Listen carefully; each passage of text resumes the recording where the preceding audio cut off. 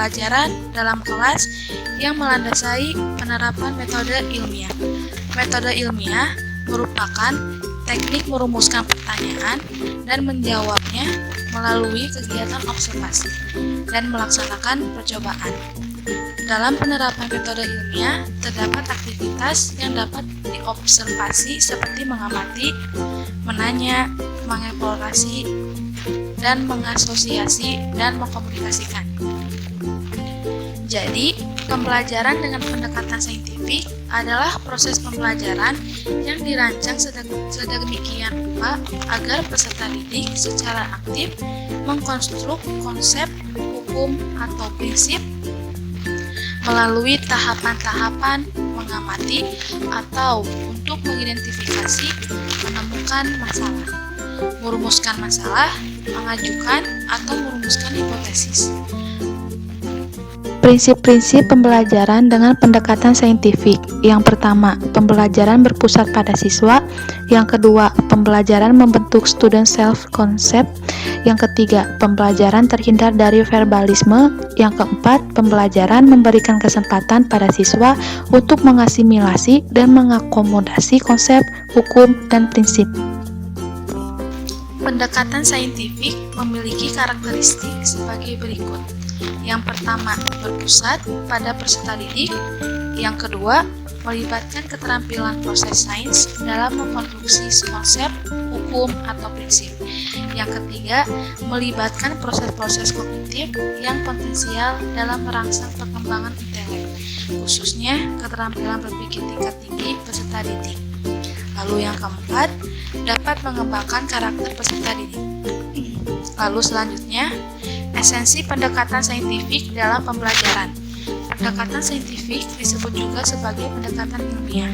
Proses pembelajaran dapat dipadankan dengan suatu proses ilmiah. Karena itu, kurikulum 2013 mengamatkan esensi pendekatan saintifik dalam pembelajaran. Pendekatan ilmiah diyakini sebagai titian emas, perkembangan dan pengembangan sikap, keterampilan, dan pengetahuan peserta didik. Metode ilmiah umumnya menempatkan fenomena unik dengan kajian spesifik dan detail untuk kemudian merumuskan simpulan umum. Metode ilmiah merujuk pada teknik-teknik investigasi atas suatu Metode ilmiah merujuk pada teknik-teknik investigasi atas suatu atau beberapa fenomena atau gejala, memperoleh pengetahuan baru, atau mengoreksi dan memadukan pengetahuan sebelumnya untuk dapat disebut ilmiah. Metode pencarian atau biasa disebut metode of inquiry harus berbasis pada bukti-bukti dari objek yang dapat diobservasi, empiris, dan terukur dengan prinsip-prinsip penalaran yang spesifik. Tujuan pembelajaran dengan pendekatan saintifik didasarkan pada keunggulan pendekatan tersebut. Beberapa tujuan pembelajaran dengan pendekatan saintifik ialah sebagai berikut. Yang pertama, untuk meningkatkan kemampuan intelek, khususnya kemampuan berpikir tingkat tinggi siswa. Yang kedua, untuk membentuk kemampuan siswa dalam menyelesaikan sesuatu masalah secara sistematik. Yang ketiga, terciptanya kondisi pembelajaran di mana siswa merasa bahwa belajar itu merupakan suatu kebutuhan. Yang keempat, diperolehnya hasil belajar yang tinggi. Yang kelima, untuk melatih siswa dalam mengkomunikasikan ide-ide khususnya dalam menulis artikel ilmiah. Dan yang terakhir, yang keenam, untuk mengembangkan karakter siswa. Lalu selanjutnya, adapun langkah-langkah pendekatan saintifik. Dalam proses pembelajaran berbasis pendekatan ilmiah, ranah sikap mengambil transformasi substansi atau materi ajar agar peserta didik tahu bagaimana pendekatan pembelajaran disajikan berikut ini. Yang pertama, mengamati. Metode mengamati mengutamakan kebermaknaan proses pembelajaran atau biasa disebut meaningful learning. Mengamati sangat bermanfaat bagi pemenuhan rasa ingin tahu peserta didik, sehingga proses pembelajaran memiliki kebermaknaan yang tinggi. Kegiatan mengamati dalam pembelajaran dilakukan dengan menempuh langkah-langkah seperti berikut ini. Yang pertama, menentukan objek apa yang akan diamati. Yang kedua, membuat pedoman pengamatan sesuai dengan lingkup objek yang akan diamati. Yang ketiga, menentukan secara jelas data-data apa yang perlu diamati, baik primer maupun sekunder. Yang keempat, menentukan di mana tempat objek yang akan diamati. Yang kelima, menentukan secara jelas bagaimana proses pengamatan akan dilakukan untuk mengumpulkan data agar berjalan mudah dan lancar. Lalu yang keenam, menentukan cara dan melakukan pencatatan atas hasil pengamatan, seperti menggunakan buku catatan, kamera, tape recorder, video perekam, dan alat-alat tulis lainnya.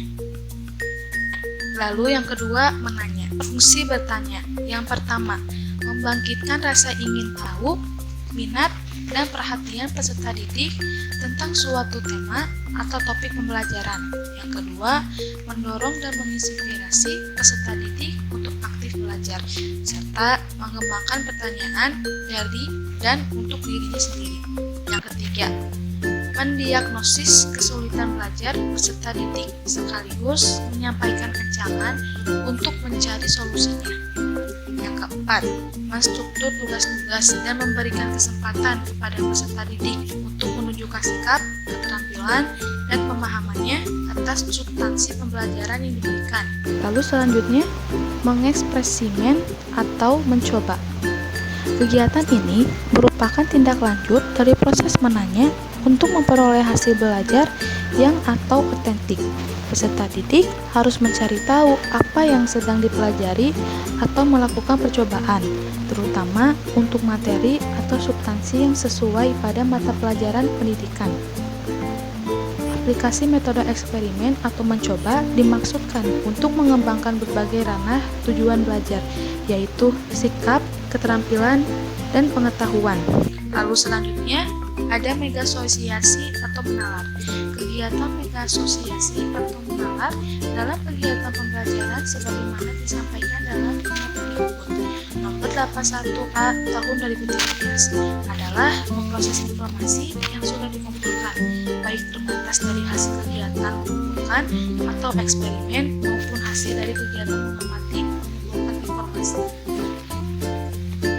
Aktivitas ini juga diistilahkan sebagai kegiatan menalar, yaitu proses berpikir yang logis dan sistematis atas fakta-fakta empiris yang dapat diobservasi untuk memperoleh kesimpulan berupa pengetahuan. Teori asosiasi ini sangat efektif menjadi alasan menanamkan sikap ilmiah dan motivasi pada peserta didik berkenaan dengan karakteristik dari pembelajaran praktis.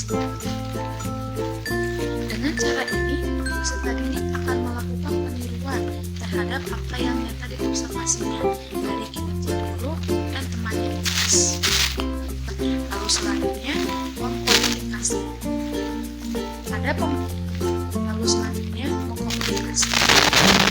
Pada pendekatan saintifik, guru diharapkan memberi kesempatan kepada peserta didik untuk mengkomunikasikan apa yang telah mereka pelajari. Kegiatan ini dapat dilakukan melalui menuliskan atau menceritakan apa yang ditemukan dalam kegiatan mencari informasi, mengasosiasikan, dan menemukan kegiatan mengkomunikasikan dalam kegiatan pembelajaran sebagaimana disampaikan dalam Permendikbud nomor 81A adalah menyampaikan hasil pengamatan, kesimpulan berdasarkan hasil analisis secara lisan, tertulis, atau media lainnya.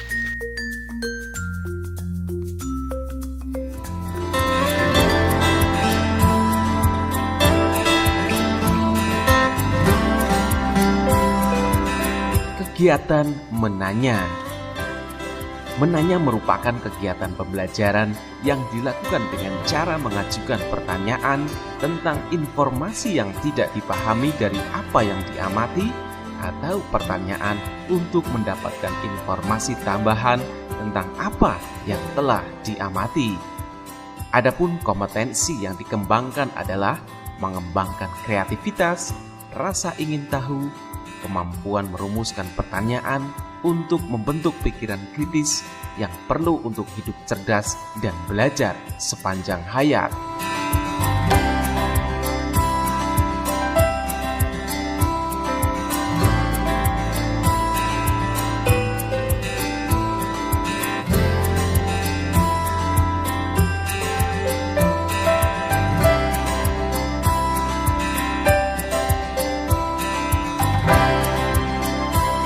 Mengumpulkan informasi.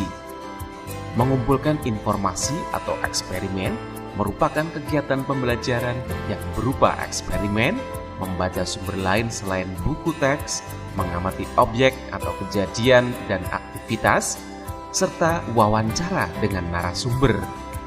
Kompetensi yang dikembangkan dalam proses mengumpulkan informasi adalah mengembangkan sikap teliti, jujur, sopan, menghargai pendapat orang lain, kemampuan berkomunikasi, menerapkan kemampuan mengumpulkan informasi melalui berbagai cara yang dipelajari, mengembangkan kebiasaan belajar, dan belajar sepanjang hayat.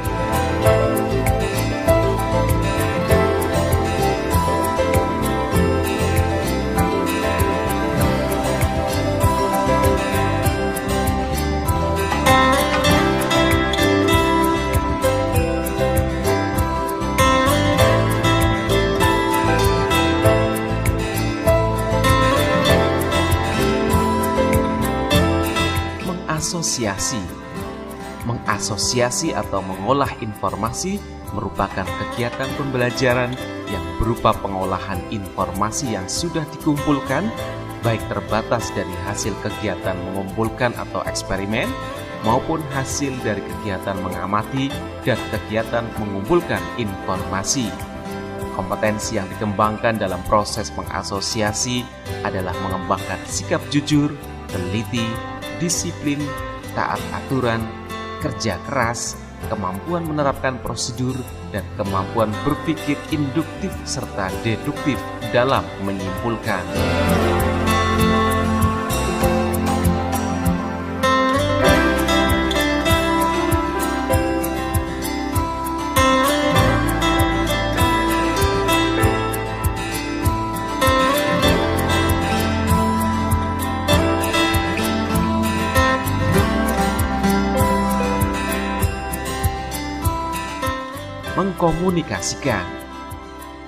Mengkomunikasikan merupakan kegiatan pembelajaran yang berupa menyampaikan hasil pengamatan, kesimpulan berdasarkan hasil analisis secara lisan, tertulis, atau dengan media lainnya. Kompetensi yang dikembangkan dalam tahapan mengkomunikasikan adalah mengembangkan sikap jujur, teliti, toleransi, kemampuan berpikir sistematis, mengungkapkan pendapat dengan singkat dan jelas, dan mengembangkan kemampuan berbahasa yang baik dan benar.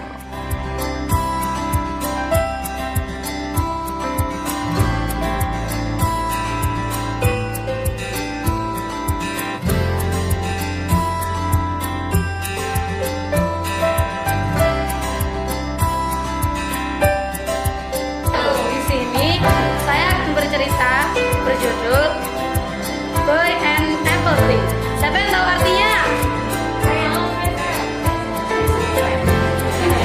Apa artinya? Ya, benar. Lelaki dan pohon apel. Suatu hari, si anak lelaki tersebut berteman dengan sepohon apel. Lalu si anak tersebut bisa kita tempati, ya sepertinya begitu. Lalu si lelaki itu pun mencari apel yang dulu dia pernah. Wahai